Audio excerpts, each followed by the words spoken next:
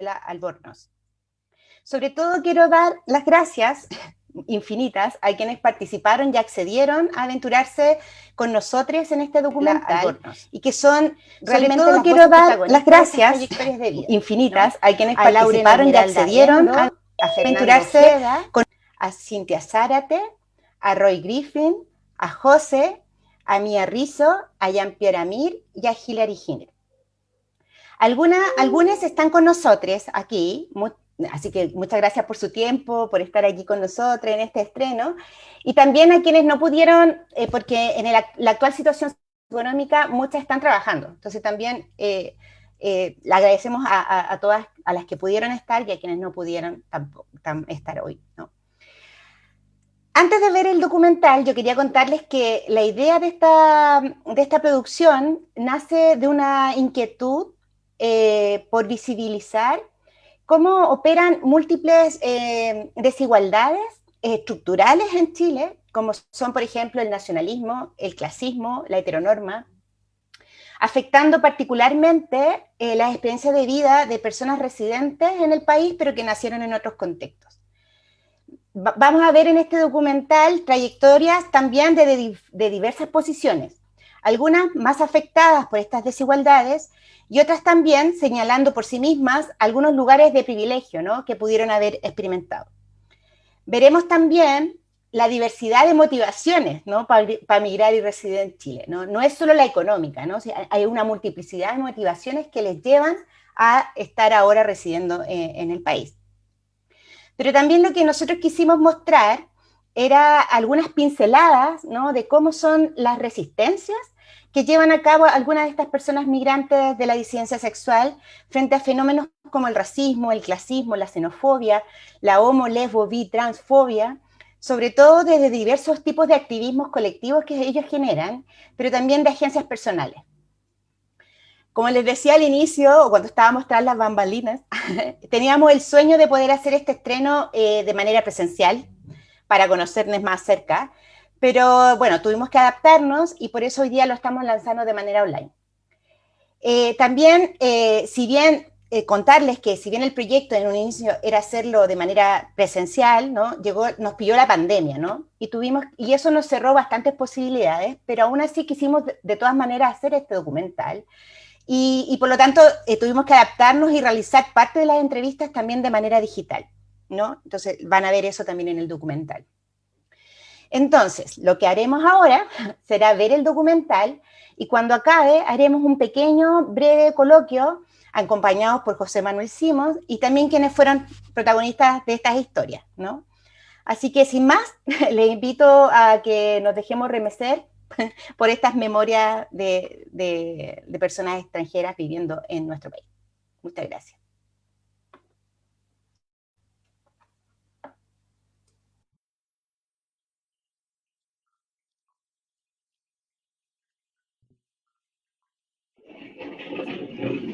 Hola, me llamo Lauren Esmeralda, soy una travesti colombiana con ascendencia afro y tengo 19 años.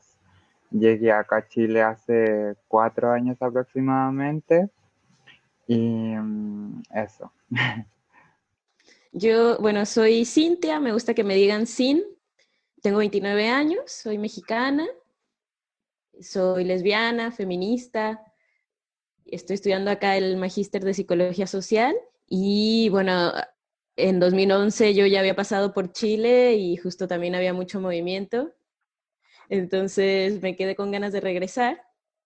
Yo soy de Venezuela, nací en la ciudad de Maracay y viví hasta los 26 años, 27 años en la ciudad de Valencia. Por toda la situación económica venezolana, más haber encontrado la palabra que me definía en ese momento y haberme situado en ese contexto complejo que significa Venezuela con respecto a los derechos de las personas trans, ahí empecé a ver la posibilidad de emigrar. O sea, yo soy como el típico caso, creo yo, como de estudiante de intercambio.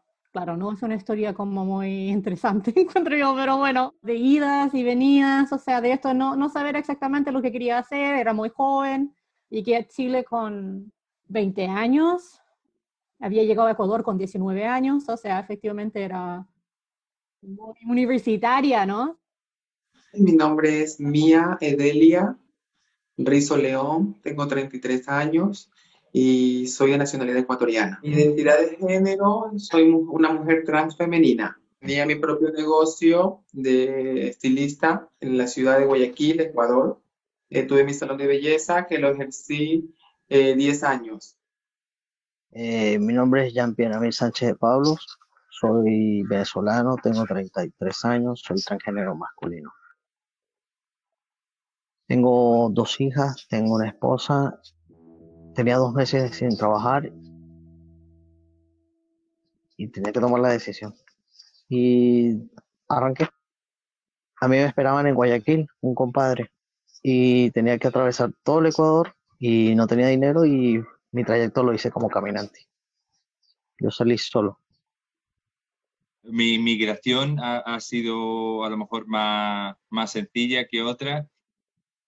Soy un inmigrante emocional, me vine por amor. Nada, fue como todo muy sencillo. O sea, me monté en el avión, me compré el billete con tiempo antes, me monté y vine a vivir con el que era y el que es el amor de mi vida, que es ahora mi esposo. Bueno, mi nombre de nacimiento es Leandro Velarde, tengo 28 años y soy de Venezuela, de Caracas. Originalmente mis estudios están orientados a las artes. Ahora estoy en Chile, vivo en Santiago desde hace casi 4 años. Ha sido un largo camino. Cumplí como los 15 años a los meses de haber llegado. Y hacía como 2 años entrando a colegios y saliéndome por la violencia que sufría. Mi vida corría riesgo constantemente por ser una negritud marica y como tan afeminada. Me hicieron como bullying por eso. Me recluí como dentro de mi casa porque era un espacio en el cual podía estar segura, que igual estaba como limitada por violencias que sucedían también dentro del hogar. Es bien importante para mí como situar mi ser migrante acá. Soy una mexicana, blanca, más o menos privilegiada, con por lo menos una familia nuclear que me apoya al ser también disidente o lesbiana en específico. Ahora, ha sido todo un viaje eso. Estoy cursando un posgrado y por ello estoy con visa de estudios en Chile también. Eso me ha llevado a, por ahora, en general, sentirme con bastantes ventajas, ¿no? Como comparado con otros pues, cuerpos migrantes que están en otras situaciones más vulneradas, ¿no? Fue negada los visados en Estados Unidos y empezamos a ver otras posibilidades por el alcance económico. No llegábamos a salir de América. Y bueno, en base a mi identidad de género empezamos a buscar ciertos países que por lo menos nos permitieran, al menos a ella y a mí, siendo femeninas, al menos casarnos o tener algo. Empezamos en Argentina, en Chile, y yo descubrí una circular, que era la que regía en ese momento la salud de las personas trans, que es la circular 021, y me la leí entera en Venezuela. Y para mí en ese momento fue quiero ir hacia allá. Chile afuera fue pintado, siempre fue vendido como un gran país de oportunidades, y así es vendido a los migrantes. Soy blanca, vengo de Estados Unidos, o sea, como que en realidad no he tenido como la misma experiencia de las compañeras racializadas, ¿no? Las compañeras afro o de pueblos originarios que sí enfrentan así como un racismo como muy claro. La percepción negativa que más existe respecto a gente de Estados Unidos es como un poco en general algo cultural, como si todos los gringos y gringas fuesen como hueones, ¿cachai? O sea, yo creo que esa es como una cierta percepción. Soy bachiller de informática, entonces estudié en un colegio religioso particular, mixto de hombres y de mujeres, de monjas. Tuve buenas notas y siempre metía documentos para trabajos, pero la verdad que me decían, bueno, venga por las recomendaciones y todo, pero cuando me veían que era una mujer trans, me decía no podía. Me llevó a aprender mejor a estudiar belleza. En el país de nosotros comenzamos a hacer muchos proyectos para la identidad de género, marchas, talleres, Bueno, en fin, entonces se aprobó en el año 2000, cuando fui una de las primeras en cambiar mi identidad de género, mis nombres, mi sexo. Entonces de ahí me motivaron compañeras a emigrar. Tenía el salón de belleza, solo me abastecía como para una mantención diaria. Yo tenía sueños porque vengo de muy abajo, familia muy humilde. La situación país fue una de las mayores causantes, ¿no? Yo ya no tenía acceso a hormonas en mi país, ya no habían. Nosotros tenemos una ley, pero no se aplica para el reconocimiento del cambio de nombre. En la casa donde yo llegué a alquilar, era una casa donde solamente aceptaban a hombres. La historia de esa casa era que aceptaban primero mujeres, migrantes, como que tuvieron problemas y echaron a las que estaban y decidieron no aceptar más mujeres. Sí, tengo la habitación. Ah, bueno, estoy en alquílemela. Y de repente un día, no sé, la señora le dio por agarrar a revisar. Yo no estaba dentro de mi habitación y consiguió mi pasaporte, que yo lo había dejado supuestamente resguardado. Y al leer el nombre, bueno, ahí se armó la trifulca. Me dice, sí, pero me debe los de esos 3 meses. Y usted me engañó, usted me dijo a mí que usted era hombre. Y yo le digo, pero es que yo en ningún momento he dicho que no. O sea, yo soy un hombre trans. Entonces, que no, que mi papel está diciendo otra cosa, que ya no me iba a entregar el pasaporte hasta que yo no le pagara. Y eso fue terrible. Me fui y busqué la manera de solventar lo del pasaporte. Gracias a Dios, OTD me ayudó. Fue un poco difícil. Yo estaba muy acostumbrado a vivir en el extranjero. Llevaba, no sé, desde los 20 años, yo en este momento tengo 36, y viví en distintos países, en la República Checa, en Australia, en Inglaterra, Suecia, Estonia. Pensé que sería tan relativamente fácil o una experiencia bastante parecida a las anteriores. No sé si fácil es la palabra, pero parecida. Cuando llegué a Chile me di cuenta que no, dependiendo de la nacionalidad que tenga, obviamente el trato va a ser totalmente distinto. En eso salgo totalmente favorecido. Y en mi caso he tenido varias entrevistas psicolaborales. Supuestamente consisten en hablar sobre mi trayectoria, mi currículum, mis fortalezas, mis debilidades y demás. Pero dos de ellas me han llamado bastante la atención. ¿Qué currículum de lado? Y todas las preguntas van en relación a mi orientación sexual, a mi vida con respecto a mi pareja y demás. En Chile hay una facilidad increíble de no decir necesariamente lo que se piensa. Yo me fui de Venezuela persiguiendo un amor, tomé mis 4 cositas, vendí las otras 4 que tenía y me vine. Bueno, el solo hecho de encontrar mi primer trabajo fue una cosa completamente difícil, y pasar de trabajo en trabajo explotador destruyó mi vida como por lo menos unos 2 años, en los que yo diría que yo como que abandoné completamente lo que soy. El llegar acá a Chile fue muy fuerte, fue muy fuerte, en el que uno cae en un estado, sí, de depresión. ¿Será que me devuelvo? Es como, realmente, ¿es este mi lugar? A lo mejor me equivoqué.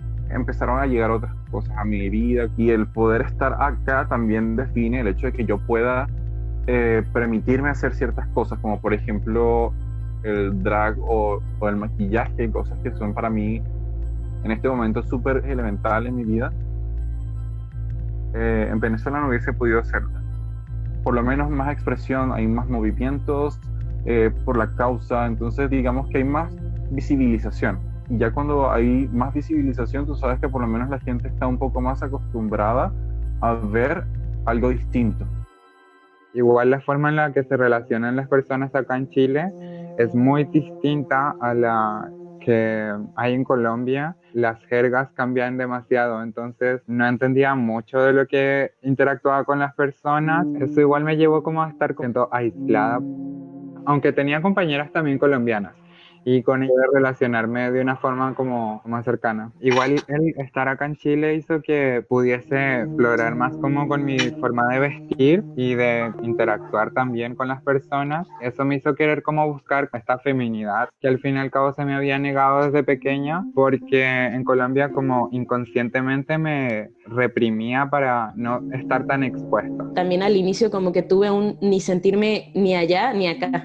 ya todas las personas siguen con su vida, ¿no? Empiezas a tener menos contacto con tus amistades y ya son pocas las personas con las que sigo en contacto y estoy aprendiendo como a valorar eso también, de estar acá y allá.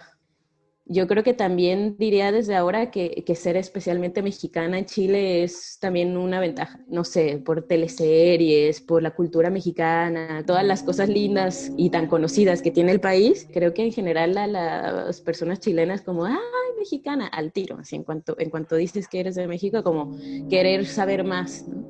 Yo creo que bisexual a veces también como pansexual, o sea, más que nada como, en particular dentro de círculos feministas, por ejemplo, es como mucho más común activar como la identidad de lesbiana. Durante mucho tiempo yo creo que para muchas personas no era algo que se comentaba tan públicamente y en particular para la gente como creo que más bi o pan, porque también era como tenía que estar como por un lado, como si no eres lesbiana como que ¿qué eres? En ese contexto ya como mayores y todo, como que ya nadie quiere hablar de bisexualidad, como que con un poco de esto que en Chile como que sería como hueveo, ¿no? Yo creo que eso también hay algo ahí. Claro, o sea, todo el mundo va a pasar por una fase de experimentación como en la universidad, ¿cierto? Siendo jóvenes, ¿no? Pero como que nadie va a estar experimentando con 40 años, o sea, eso como que no tenemos como mucha representación o nuestras propias organizaciones en general. En el 2018, cuando ya yo estaba terminando mi proceso de legalización para obtener la residencia definitiva, las políticas migratorias del gobierno anterior estaban como en pro de abrir más oficinas de extranjería, de poner más funcionarios para que revisaran más casos, abrir más tribunales para recoger más casos de refugiados, distribuir más planillas. Y en el 2019 todo cambió de una noche a la mañana, las 3 oficinas del centro las cerraron. Y todo eso fue retrasando los procesos, por eso digo que soy privilegiado porque llegué justo en la raya, como que llegué justo en la raya. De ahí en adelante ha sido parado las demás personas migrantes, no, que ellas mismas cuenten sus historias, pero más complejo. Entonces ahí ya empecé a darme cuenta que los derechos eran como de papel, que tener un carnet chileno tampoco era como la panacea. Y ahí como que me puse, sobre todo ahora en pandemia, que empezaron las fiscalizaciones y todo eso. Imagínate yo con un carnet, con esta expresión de género, un policía, ya me pasó varias veces, tuve que denunciarlo públicamente. Acá en Santiago como que la gente todavía no asimila ver una mujer trans. Siempre las indirectas, que el caballo, que esto. Y igual el cliente a veces nos pregunta por decir hombre o mujer. Entonces yo le digo, no, ni hombre ni mujer. Entonces, ¿qué eres? Me dice, le digo, una mujer trans. Ah, me dice, disculpa, mira, qué pena, pensaba que eras mujer. Pero en Ecuador como que antes de aceptar la constitución, la ley de nosotras, ya muchas mujeres trans vivían con su pareja, ya uno caminaba por las calles, aunque igual uno escuchaba insultos y tantas cosas, pero como que la gente ya estaba como acostumbrándose. Entonces como que fue más fácil, pero acá como que lo veo muy difícil, aún todavía. Mi principal red de apoyo cuando llegué fue la familia de mi expareja. Mi segunda red de apoyo fue justamente ese centro de terapias donde trabajé. Mi siguiente red de apoyo, que se convirtió en la que hasta ahora ha sido como la red de apoyo más grande que he tenido, es mi familia drag. Como que, mira, hagamos algo. Tú llegas a mi casa un día, vas a salir de ahí fabuloso, nos vamos a un evento, y tú me dices cómo te sientes. Y fue como que cambió mi vida. Y cuando digo que son como hadas madrinas, es porque lo son, porque es como que llegan literalmente a un momento súper oscuro y turbio de tu existencia como para salvarte en el momento, y por último, si no las vuelves a ver, quedan como en tu corazón para siempre, ¿sabes? Ustedes trabajan en muchas partes, pero yo estoy haciendo acompañamiento con las chicas del barrio Mercury, que son las chicas trans, femeninas, son trabajadoras sexuales, que obviamente por pandemia pues no podían trabajar y la pasaron un poquito mal.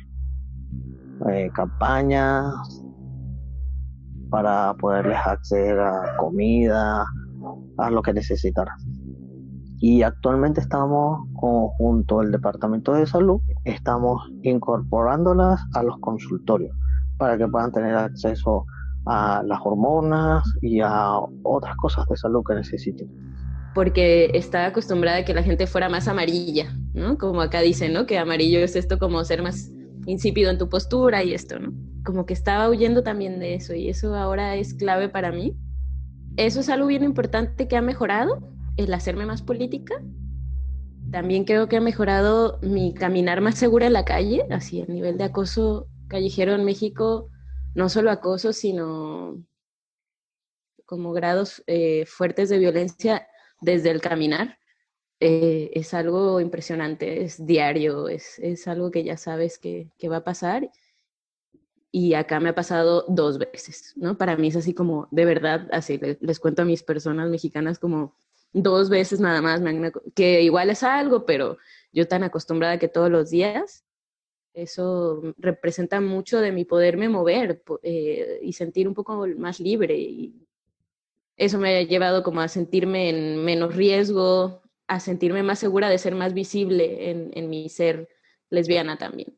Hay que decir que sí nos están matando por ser disidentes y sobre todo a las lesbianas por ser camionas, que por ahora yo no he sentido ese miedo, pero sí está ahí. Quiero pensar que ese miedo lo tengo más en México que acá, pero tampoco estoy segura, ¿no? La discriminación que sufrí como los profesores, los cuerpos ejecutivos terminan haciendo de que una no se interese por seguir la educación, porque al fin y al cabo es algo que como que encuentras sin sentido, en lo cual no te incluye, no te abarca, no nombra como existencia, porque en la educación, en la salud, como que siempre se habla como de lo binario, de lo masculino femenino. Siento de que el cambiarme en el carnet el nombre y el sexo como que lo único que haría sería como invisibilizar a nivel institucional como mi ser siendo travesti. Igual no es como algo que yo me vaya a beneficiar en la calle, por ejemplo, porque igual sigo siendo como una corporalidad que sale de estos estándares binarios. Yo pertenecía a una organización que se llama Silueta X. Fue la primera fundación, incluso una trans que está ahí. Ella fue parte de la Asamblea Constituyente en Ecuador, Dayana Rodríguez. Yo pertenecía a esa fundación casi 4 años, como dirigente también, como presidenta. Me gustó desde ahí, comencé a aprender mucho de los derechos de nosotras como mujeres trans. En este caso, nosotros como trabajadoras sexuales debemos estar unidas todas, tanto el gay como la trans, la travesti y la mujer, porque estamos en un mismo ámbito, en una misma calle, todos juntos. Tengo súper claro cuáles han sido los procesos y los pocos que, o sea, que se ha logrado avanzar ha sido por organizaciones LGBTQ y como luchando súper fuerte. Existen ciertas cosas como las AUC, ¿no? Los acuerdos de unión civil, existe esto, la ley de identidad de género, la ley Zamudio, ¿no? Claro, lo que todos sabemos también que, por ejemplo, la ley Zamudio no funciona, o sea, efectivamente no se puede ocupar, es muy difícil aplicarla, como que han encontrado una y otra vez que el Estado de Chile ha sido responsable, ¿no? Efectivamente de no velar por los derechos de la comunidad LGBTQ y esto de los transfemicidios y los travesticidios también ocurren con mucha frecuencia y la forma en que también se retratan esos crímenes dentro de los medios en general es totalmente de transodio, ¿no? Pienso en el caso de la Nicole Saavedra, por ejemplo, y lo que ocurrió ahí, donde prácticamente las compañeras lesbianas feministas tenían que como tomar, ¿no? Así como la fiscalía para que pudieran como avanzar en el caso. En el proceso, por ejemplo, de manifestaciones después de octubre, los lugares que habían estas manifestaciones como que seguían habiendo como racismo, discriminación. Si bien las personas fueron como conscientes de algo, fue igual en base como a la rabia. Se les prestó poca atención a esos espacios en los cuales pudieran las personas como aprender de estas violencias sistemáticas y como reconocerlas al fin y al cabo, porque las personas igual no se dan cuenta como de que el racismo y el transodio son violencias como estructurales, que al fin y al cabo tienen una base colonial y que sostiene y fomenta el neoliberalismo. Pero yo decía, ¿cuál es el error? Entonces, el error era porque estaban los nombres de mujer y el sexo estaba de hombre.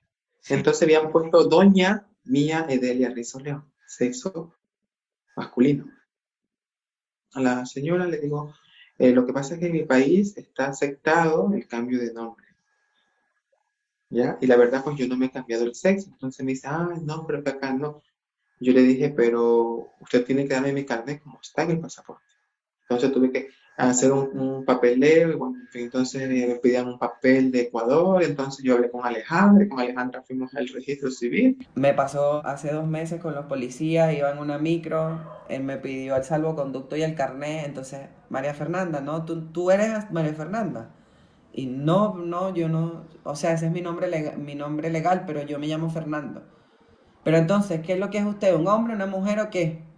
O tengo que llevarlo a la patrulla. Entonces, claro, imagínate una micro para Puente Alto, full de gente. Después de ahí se bajó el policía como si nada, pero yo seguí mi micro que quería que la micro me tragara porque todo el mundo me veía como que yo fuese algo raro. Y eso porque yo tuve el empoderamiento de sacar la voz y decirle, sí, soy una persona trans, para que parara el cuestionamiento de si era mi carne o no. También depende de dónde vienes. Porque no es lo mismo que le pidan el carnet a un italiano, que me lo pidan a mí, ¿me entiendes? No es lo mismo que pase por la frontera a alguien de Estados Unidos que a alguien de Perú. Igual pasa con el color de piel. Entonces, yo creo que igual incluso en eso soy privilegiado porque soy de tez más clara, entonces... Pero si hubiese sido de tez oscura, trans, y todo eso, ya ahí otra historia cantará. Me va a maquillar las cejas, a lo mejor un delineado pequeño, y así digamos que fue creciendo cada vez más. Y de pronto empezaba a recibir como cartas de amonestación por cosas que no tenían sentido, o empezabas a escuchar como a tus espaldas, como de pronto la jefa criticándote por tu maquillaje. ¿Podrías no venir tan maquillada mañana? Cuando yo le replicaba como que, pero ¿cuál es el problema? Primero, nadie me está viendo literalmente, estoy en un call center, por lo tanto estoy viendo una pantalla todo el día. Aquí en Chile ha sido más los espacios formales en los que me he visto como afectada, en Venezuela más como en la calle. En mis propios espacios como seguros que he encontrado acá en Chile, existe como esta tendencia a replicar la heteronorma dentro de la cultura LGBT, lo cual es bastante absurdo, ridículo y no tiene ningún sentido. Yo no estoy como constantemente en espacios de manifestación, pero yo siento que yo soy todo un cartel de activismo. Como que tú me ves en la calle y creo que más señales no puedo dar y genero cualquier cantidad de reacciones en la gente, pero mi única garantía es que indiferentemente de si le gustó o no, es que ya había una persona distinta y sé que la próxima vez que vea a otra persona así, el shock no va a ser tan grande. Lo que he logrado encontrar acá, que también ha sido como emocionante de tener, es que allá tenía muy marcado mis amigas lesbianas, que eran muy machistas, y por otro lado mis amigas feministas, que eran más bien desde su ser hetero, feministas, ¿no? Entonces como que no había un punto en el que se unieran esos dos, porque las lesbianas eran muy machistas y las feministas estaban como en una perspectiva más hetero, más de este feminismo así como más el mainstream, ¿no? Más blanco, más privilegiado. Aquí ya pude encontrar eso, ¿no? Que ya no tenía que estar separado el ser lesbiana o feminista. También vivo con mi compañera, mi pareja, y logré como poco a poco conocer a una red también de amigas y tanto lesbianas como disidentes, ¿no? También hay trans, no binarias, pero sobre todo son como personas que se identifican con el lesbofeminismo como identidad política, ¿no? O sea, digo como 50.000 cuestiones lesbianas en realidad, porque como que de mis círculos feministas es así, ¿no? Y como que también lo que decía antes de la línea de aborto libre también, o sea, todo ese espacio eran como espacios súper lésbicos. Y también yo encuentro que ha habido como un giro también importante, ¿no? Respecto a estos feminismos decoloniales, feminismos antirracistas, donde también las lesbianas han sido súper importantes ahí, ¿no? Hacer talleres y actividades. Mis círculos como feministas, como que siempre han sido círculos como queer, por así decirlo, como que son círculos como que en general de como muchas lesbianas y otras amigas y tal vez no se levantan como lesbianas, pero definitivamente tampoco son hetero, ¿me entiendes? La pandemia para nosotras fue muy duro, demasiado duro, porque nosotras vivimos el día a día. Entonces, muchas fueron sacadas de sus departamentos. Comenzaron a vivir de 7 a 6 mujeres trans en un departamento, durmiendo 3, 4 mujeres trans en una cama. ¿Me entiendes? Porque las echaban, porque no había para pagar. Entonces, en eso nosotros somos muy explotadas en alquiler. Como nos ven que somos mujeres trans o son trabajadoras sexuales, nos cobran el doble de la renta. ¿Me entiendes? Si un departamento normalmente vale 240, 250, ellos nos dicen 400, porque no tienes documentos, porque no tienes avales.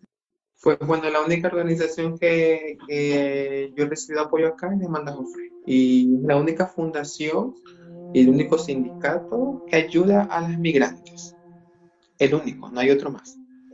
Porque nosotras como trabajadoras sexuales, migrantes, o sea, te hablo en general, de mujeres trans, somos más de 500 socios migrantes.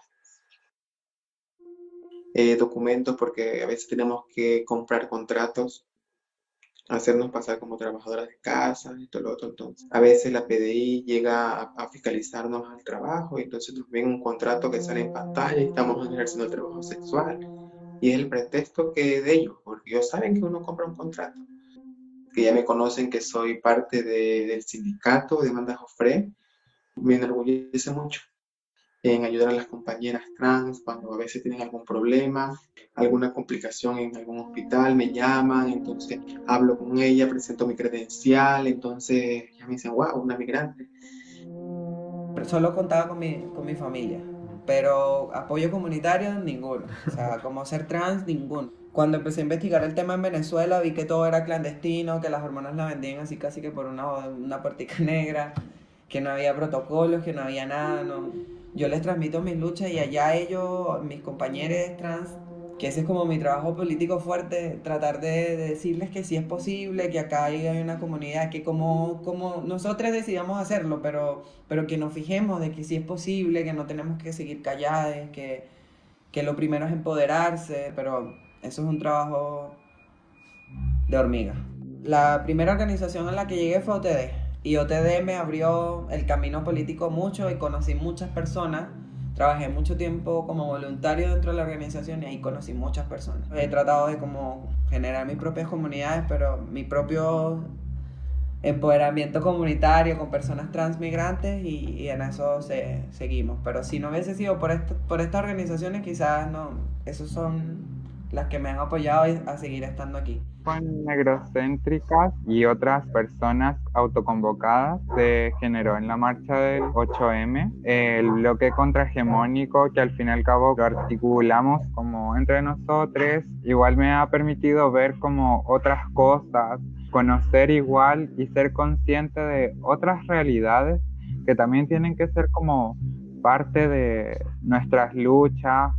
Al fin y al cabo nos han enseñado a ser racistas, a ser transódiques, homódiques, también a ser capacitistas para marginar a todas estas corporalidades que salen de este binario colectivo. Como cuestionarnos estas cosas nos hace poder acercarnos, unirnos con esas otras personas para generar resistencia.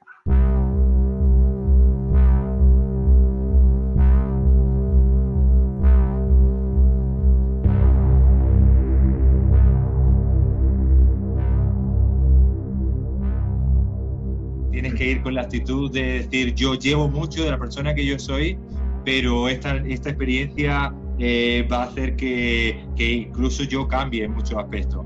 Yo he cambiado en muchos aspectos también, no sé si a mejor, a peor. Que recuerde que Chile no es perfecto, pero tampoco México, tampoco Latinoamérica, tampoco yo. Como que aunque a veces parezca que no está en ningún lugar, ni allá ni acá, como que recuerde que todo eso es parte de lo que es. Que nosotras como mujeres trans sigamos siendo visibles y se extienda esto, que lleguemos a lugares que no se ha podido llegar, que lleguemos quizás con un periódico, una revista, a una biblioteca, marcando historias.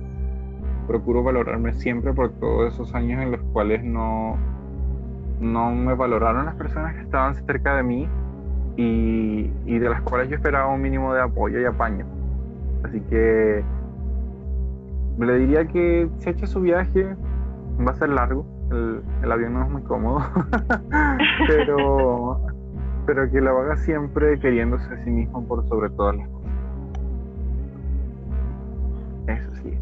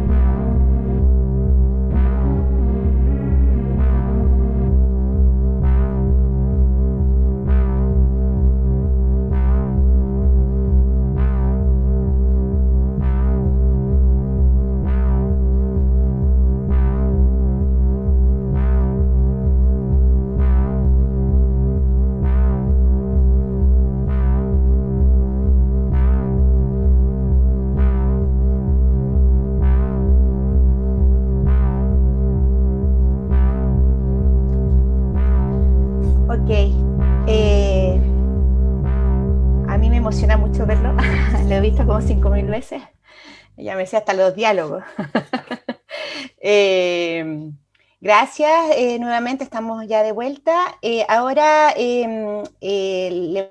a José Manuel Simón, le recuerdo que él es activista de Migración Diversa, que nos va a comentar un poco el documental, cuál es la visión que le nace a partir de esta visión que hicimos, de este visionado. Y luego, bueno, todas quienes quieran participar, está abierto el micrófono para después decir algunos puntos si quieren, o explayarse en algún punto que a lo mejor en el documental, estas entrevistas eran larguísimas, pero entonces tuvimos que hacer una condensación de algunos puntos, entonces quizá a lo mejor explicar otra vivencia, otra cosa que quieran explayarse libremente. Así que dale, José Manuel. Bueno, muchas gracias igual por el tema de invitarnos, de tener la iniciativa de visibilizar todas estas realidades, dificultades, vivencias, y también de aprendizaje y empoderamiento de cada una de las personas. Creo que rescato una de las frases como bien potentes que dijo, creo que fue Roy, que cuando tú viajas, generalmente, o cuando tú migras, porque viajar es muy distinto, ¿no? Cuando tú migras, el impacto de abandonar lo que eres para intentar adaptarte, para intentar integrarte también, es un proceso muy complicado que a algunos le toma menos tiempo, a algunos le toma más tiempo, y a algunos esa cosa no se termina, porque no terminas de encajar sigues viviendo ese choque cultural, social, incluso económico también, pero lo haces también desde tu país de origen, que la gente también te choca y te dice que a veces no puedes opinar sobre tu propio país de origen, que a veces que por qué dices esta palabra, que si este no es tu país, entonces empiezan a hacer un nacionalismo que no se veía en tu país de origen, que también empieza a generar procesos de odio hacia ti o de discriminación, una endoxenofobia, que nosotros llamamos desde el activismo, ¿no? Entonces, es un proceso muy complicado y vivenciarlo y reconocerlo y además transmitirlo, como lo hacen cada una de las personas que lo dijo, es bastante poderoso y bastante interesante y creo que nos sirve a todos nosotros como un proceso de contención, a pesar de que no estemos unidos, que no estemos en el mismo espacio a razón de la pandemia, creo que vivencia también que no estamos solos con nuestras propias traumas. Yo creo que es un proceso también psicoemocional que tenemos que reconocer y que además tratar y poder salir de ello cada cierto tiempo. Y no todos tenemos las herramientas, porque cuesta mucho, mucho, además imagínate, uno, por ejemplo, ahora como venezolano, uno trae unos traumas y unas dificultades y además encargarte de otras que ni siquiera has sobrevivido, ¿no? Es muy complicado, pero es muy favorable que este tipo de temas se visibilice, sobre todo en un contexto que yo puse hace poco en un tuit y dije, pucha, no salí de una dictadura para caer en otra. Y me cuesta, porque uno obviamente, me cuesta procesar que uno salió de allá creyendo que uno venía a una burbuja, a ese oasis que pintan desde afuera, ¿no? Que todo es perfecto y que evidentemente nada se compara con Venezuela, y con otros países tampoco, ¿no? En conflicto, por ejemplo, como tienen otros países.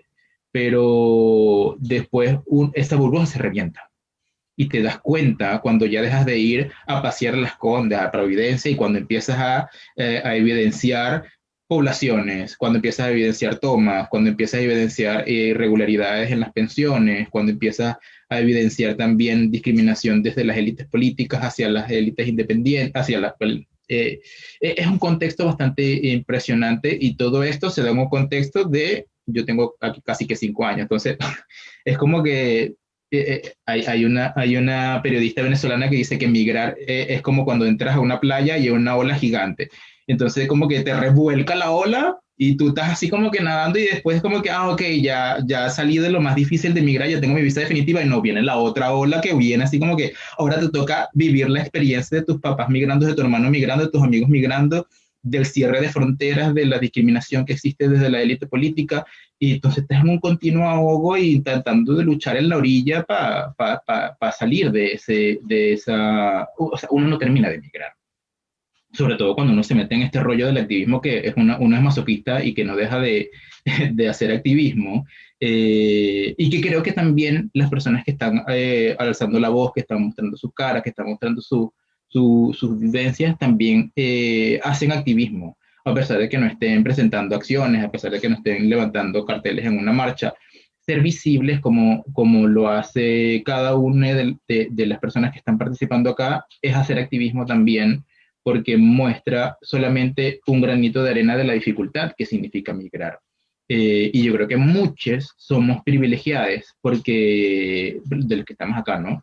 Migramos en un contexto que todavía era relativamente favorable, no era tan dificultoso como está ahora. Afortunadamente, mucha gente dice que yo soy privilegiado porque me vine en avión. Sí, pero yo no me vine en avión porque era millonario, porque yo tuve que pedir prestado y estaba acá y las 300, ni siquiera 300 lucas, las 254 lucas que yo ganaba, además de pagar arriendo, todo eso tenía que mandar para Venezuela y además pagar, ¿no? Entonces, es un contexto que además te empuja a madurar, ¿no? Te empuja a eso, a abandonar lo que eres, porque ya tú dejas de ser, por ejemplo, ya era abogado y tú sentías que, bueno, ya yo tengo 3 años, estoy creciendo, estoy profesional, y acá, no, mi amor, no. Vete para allá y ve a repartir tu currículum para allá si es que te lo aceptan. Y pues muy profesional eres, pero si no tienes visa y si no tienes RUT, y entonces empiezas a ser una persona que, bueno, yo siempre he dicho que el trabajo dignifica, ¿no? Pero el proceso migratorio no es digno. Y eso es una diferencia muy grande.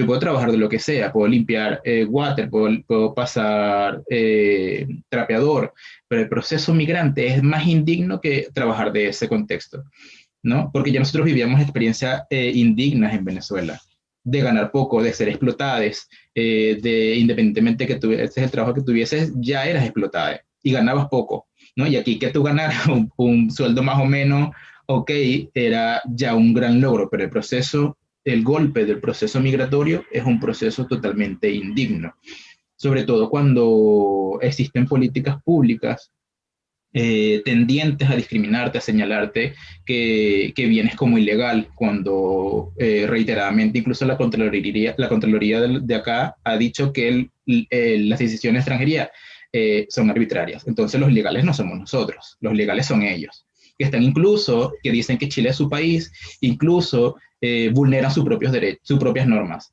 Y nosotros intentamos cumplirlas a pie de la letra porque desde que tú entras aquí, te disminuyen incluso tus derechos políticos de ni siquiera que no puedes opinar, ¿no? Y hasta que tú tienes tu visa como definitiva, tú dices así como que, bueno, ahora yo sí ya puedo decir, Piñera, ¿no? Lo que sea, ¿no?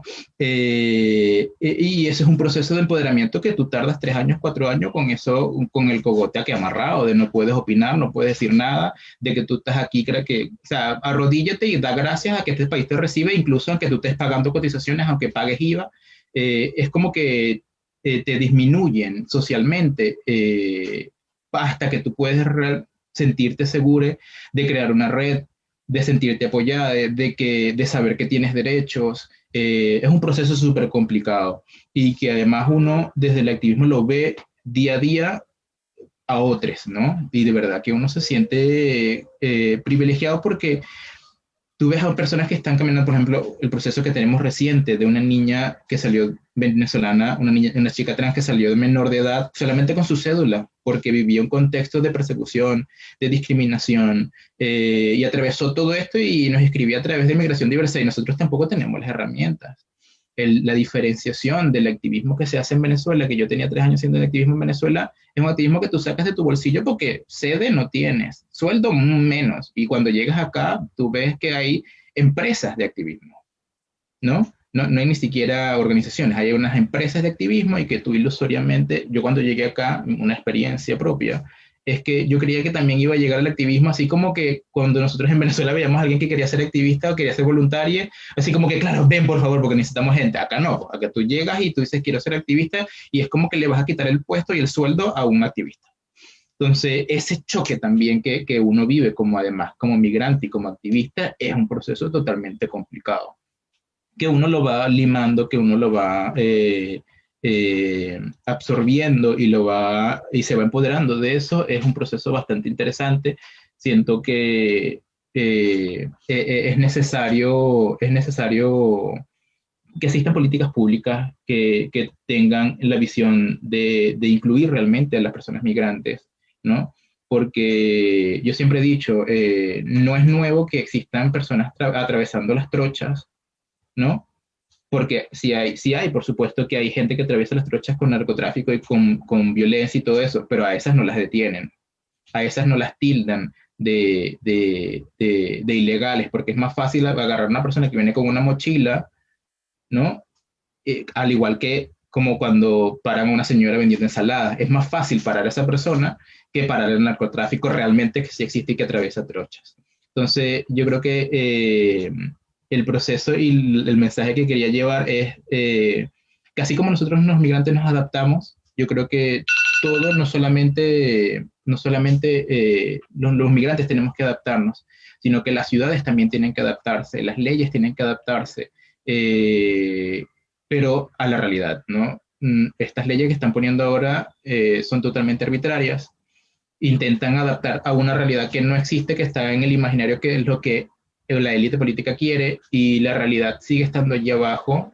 Hay muchas personas que no tienen reconocimiento y es muy difícil, ¿no? Entonces eso, yo creo que todos tenemos que acostumbrarnos a una nueva realidad migrante y social también, que pueda ayudarnos y llevarnos a esa ciudad y ese país que todos queremos también. Gracias, José Manuel. Bueno, ahí yo voy a tomar un poco el guante, sí, brevemente, y yo creo que generalmente tanto, incluso en las investigaciones o cuando hablas en la calle, ¿no? O con las familias, todo el mundo apunta, bueno, al sujeto migrante, ¿no? A la persona extranjera. Y la intención de nuestro núcleo no es tanto eso, obviamente rescatar las visiones y las memorias de las personas, pero nuestro punto es hacer el giro y hacer la crítica al Estado chileno y a quiénes somos nosotros, ¿no? En el fondo, ¿por qué pasa esto? O sea, ¿qué estamos construyendo? ¿Qué tipo de sociedad somos? ¿O para dónde queremos ir? Y aceptar esto que tú dices, ¿no? De eso, bueno, es que el Estado chileno es otro ahora y es mucho más diverso y hay que aceptarlo en todo sentido.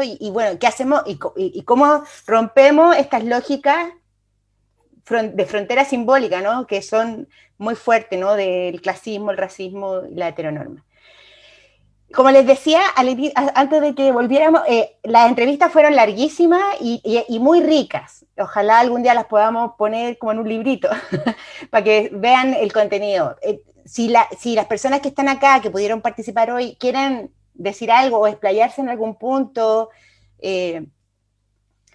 Sin, Roy, Hillary, José.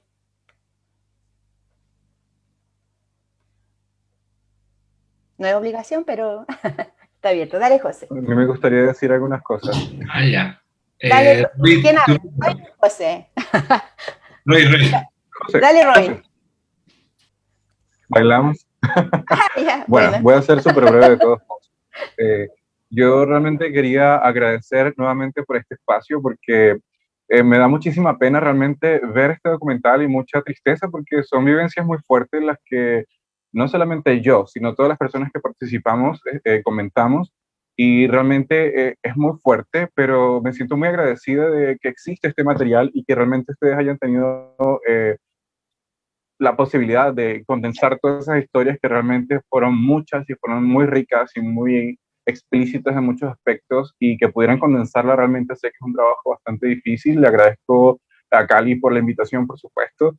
Eh, Particularmente, bueno, verme de esta manera igual para mí es muy fuerte porque ya claramente en este proceso, en esta vivencia como persona extranjera, yo ya no soy la misma persona que veo en ese momento. Desde ese momento hasta acá, soy una persona que ha vivido muchas otras cosas, muchos otro tipo de discriminaciones, mucho otro tipo de aprendizaje y valoro que exista un registro de esto, no para mí, sino para otros, que alguien más pueda ver esto, saber que existe un material compilatorio de realidades que en el fondo lo que buscan es manifestar la realidad de muchas personas que están allá afuera y que realmente pasan por debajo de la mesa. Así que agradecerles a modo personal por este material, porque yo particularmente voy a compartirlo por todos lados y a cada rato, porque creo que son realidades que necesitan ser eh, expuestas.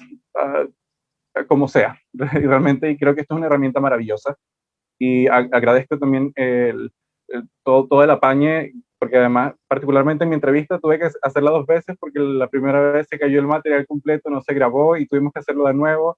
Gracias, Cali, por grabar todo nuevamente. Yo feliz de colaborar contigo y con este proceso, por supuesto. Y a mí, a modo personal, esta entrevista, este material, me ayudó a adquirir mucha más conciencia política con respecto a mi postura como persona no binaria ante el proceso que vivimos a diario. Y cuando digo que no soy la misma persona, me refiero a que soy una persona muchísimo más empoderada y que si en ese momento era patudo, como dicen ustedes acá, ahora soy mucho más patudo y sabes que esta es mi realidad, así soy, me amo, me acepto y no te estoy pidiendo permiso para existir y ser. Es tu proceso, no me corresponde a mí. Así que nada, gracias a ustedes de nuevo por todo esto. Gracias, Roy. José, ¿querías hablar? Yo quería no puedo.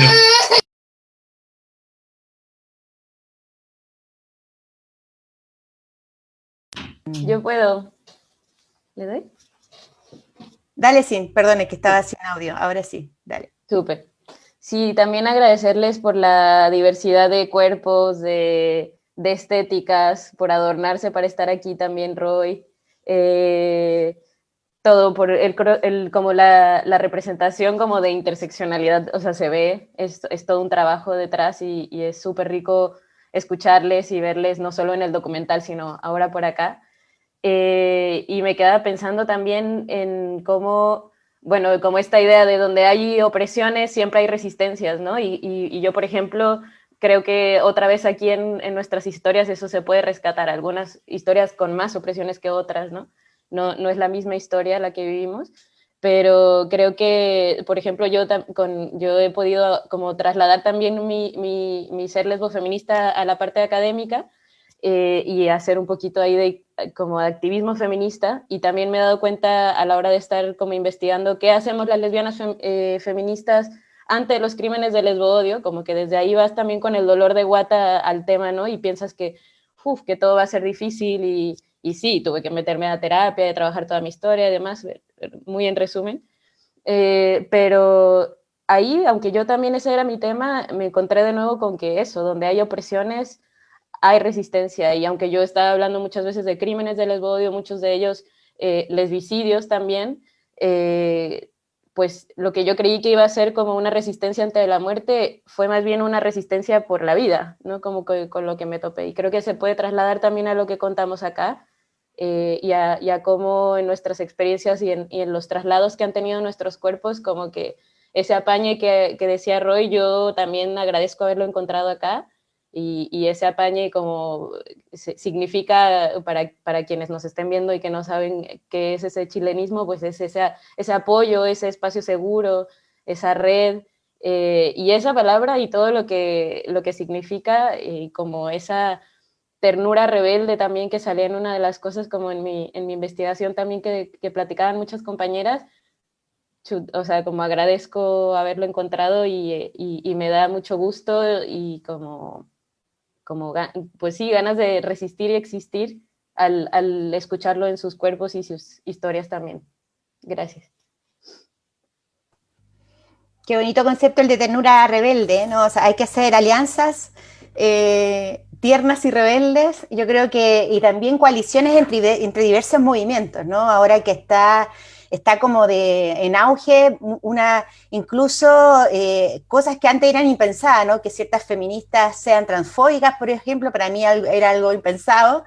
Y entonces tenemos que generar otro tipo de alianza, ¿no? Entre las que tenemos otro tipo de visión de esta ternura rebelde, que sea como en otras coaliciones. No sé si Hillary o José ahora, no sé si... Voy a aprovechar muy rápido antes de que venga otra vez mi hijo. Bueno, también agradecer este espacio, me siento privilegiado, y ahora voy a hablar de esa palabra, por estar con todos y todas y todos vosotros. Y solamente quería mencionar que es increíble cómo nosotros, a través de nuestra historia, desarrollamos esa empatía para sentirnos privilegiados. He escuchado aquí varios de vosotros diciendo yo soy privilegiado, y bueno, yo soy privilegiado, yo porque soy por mi color de piel, yo porque vine en avión, yo porque vine, y yo al empezar mi entrevista igual, yo soy privilegiado porque me vine por amor.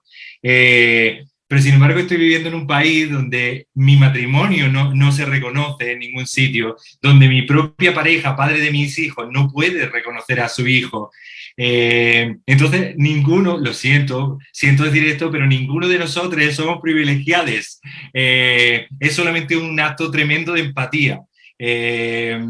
Porque realmente las personas que son privilegiadas no lo están diciendo de ellos mismos, de ellos mismos.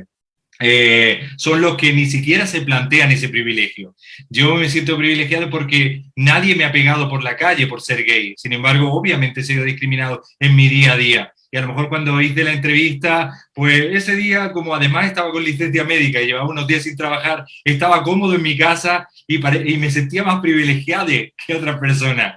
Pero es increíble porque realmente... por ejemplo, el hecho de que yo haya tenido solamente un problema con migración, que es que se equivocaron en mis datos y no me dieron la visa un año y tuve que esperar otro año y me dijeron, sí, hemos cometido un error, pero o lo tomas o lo dejas. Y tuve que pagarlo otro año. Y me siento privilegiado porque resulta que no estoy viviendo lo mismo que unos compañeros o compañeras o compañeros de Haití, que le hacen visado y les dan roots con una vigencia de 3 días, de 7 días, de un mes. Entonces eso, solamente quería decir que lamentablemente no somos privilegiados y por eso yo creo que estamos aquí. Eso, y muchísimas gracias a todos. Gracias. Sí, o sea, es como complejo ver estos posicionamientos, ¿no? Yo creo que incluso entre chilenos pasa, ¿no? Chilenos, no chilenes, que bueno, ¿quién tiene el privilegio respecto de quién o de qué, ¿no? Es como las desigualdades nos cruzan diferente, o hace un poco hablaba con un médico, que tú decías, bueno, es un médico, es extranjero, pero es médico, ¿no? Pero claro, él le daban los peores turnos, le hacían trabajar 14 días seguidos, o sea, había otro tipo de acciones que lo posicionaban en una distinción respecto de los nacionales, ¿no? En esa desigualdad. Entonces creo que las desigualdades no son como para todas y funcionan para todos iguales, ¿no? Hilary, no sé si quieres decir, solo si quieres, si no, no pasa nada. Siento que quieres que diga algo. Me da la impresión. No, pero no te sientas presionado, sino...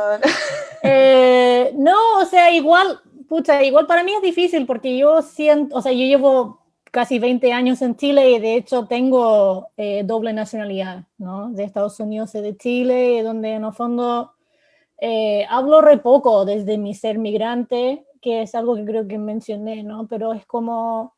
Más que nada porque, claro, o sea, entiendo el compañero que no, claro, que hasta cierto punto, qué sé yo, pero siento que igual, claro, o sea, para mí siempre fue un proceso mucho más fácil, o sea, por ser blanca, por ser de Estados Unidos, porque yo podía trabajar como profesora de inglés, ponte tú, y donde trabajé en un colegio, eso me dio una visa de trabajo, ¿no? O sea, que era relativamente estable, y después pasé a tener residencia temporaria y después pasé a la residencia definitiva, ¿no? Pero hace años, ¿no? Yo creo que hay procesos de migración que sí son más fáciles y que sí involucran más privilegios y sin duda mi proceso fue mucho más así. Ahora soy académica, ¿no? Hice mi doctorado en Chile. Entonces, claro, para mí igual es como difícil porque siento que, y viendo el documental igual rescato un montón el documental y agradezco un montón la invitación, aunque yo siento, o sea, sigo pensando un poco como que no soy tal vez como la mejor persona como para, no sé, como que igual encuentro muy interesante el documental y entiendo lo que quiso hacer también la Katy y su equipo en términos de mostrar diversas experiencias, y yo creo que yo sí como que cumplo con una parte de eso, y donde creo que también es muy común que dentro de como del área de migración o grupos como de migración, gente de Estados Unidos y de Europa como que no estamos, y yo creo que en general es justamente, ¿no? Por eso de procesos mucho más fáciles, y donde en general yo creo que, claro, los esfuerzos así de los grupos tienen que ver justamente con todos estos casos que realmente te rompen el corazón, ¿no? Te dan rabia, es como bien fuerte, ¿no? Lo que están comentando, ¿no? Compañeros trans, ¿no? Así como respecto a sus experiencias, esto de ser discriminadas, así como, no sé, en arrendar un departamento, ¿no? Respecto a esto de pasar la frontera, encontrar visa. Entonces, yo creo que, nada, agradezco un montón el documental. Yo creo que es un documental además que tiene una sensibilidad, una estética también como entretenida y como bien feminista, por así decirlo, y me encanta, y ojalá que, claro, que más gente igual, no necesariamente por mi participación, pero sí como por, por todo ese material que encuentro que es súper necesario, y eso. Gracias. No, gracias. Mira, para nosotros todas las experiencias son importantes porque en el fondo nos muestran también las distinciones que lo que te decía, ¿no? Los chilenos, las chilenas, los chilenes hacemos, ¿no? Respecto de esta distinción migrante-extranjero, ¿no? Estas distinciones que son un poco forzadas a veces, pero también tu experiencia como activista, feminista, lesbiana o pansexual, también es importante, ¿no? Para nosotros fue importante. Yo no sé si alguien del equipo quiere decir algo, Rubén, o la misma Fabiola que nos ayudó también a ponerle como estética y un argumento audiovisual. Camila o Alejandro, Scarlett, quienes como para ir cerrando, porque ya igual llevamos un ratito. No sé si alguno quiere.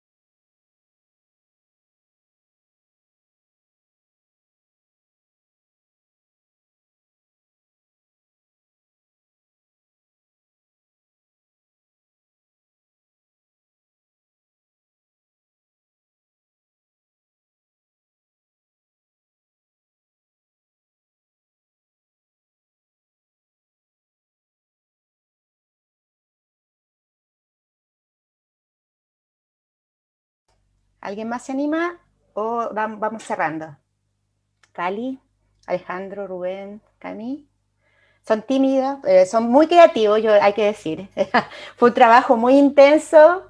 El año pasado, en pandemia, veíamos la nube encima, pero lo logramos, creo, de alguna manera. No sé si alguien quiere decir, no, parece que no se animan. ¿No? ¿Ya? Dale, Fabi.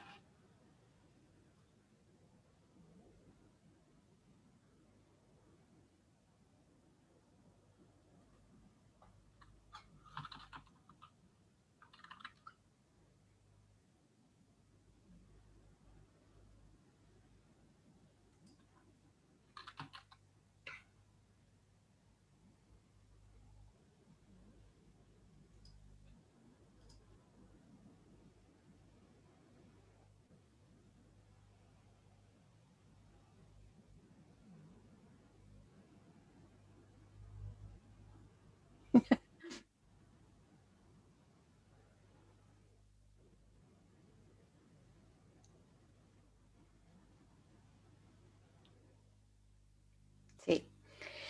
Así que gracias Creative Commons y la cultura liberada y no privativa. Así que bueno, terminamos con eso. Les damos las gracias nuevamente por todo el tiempo, les damos las gracias por sus historias, por sus memorias.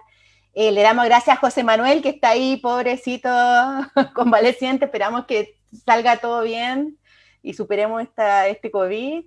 Gracias a Cien, Hilary Roy, a José, que se tuvo que marchar, y también a las personas que no pudieron estar con nosotros, que participaron, a mí, bueno, a Fernando, a todas quienes prestaron sus testimonios. Y va a quedar esto va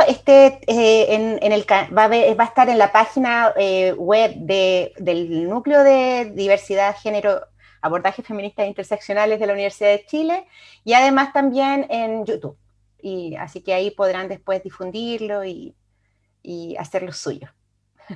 Así que muchas gracias y nos vemos y seguimos en la calle. Chao, chao. Cuídense. Abrazos, abrazos. ¿Sí?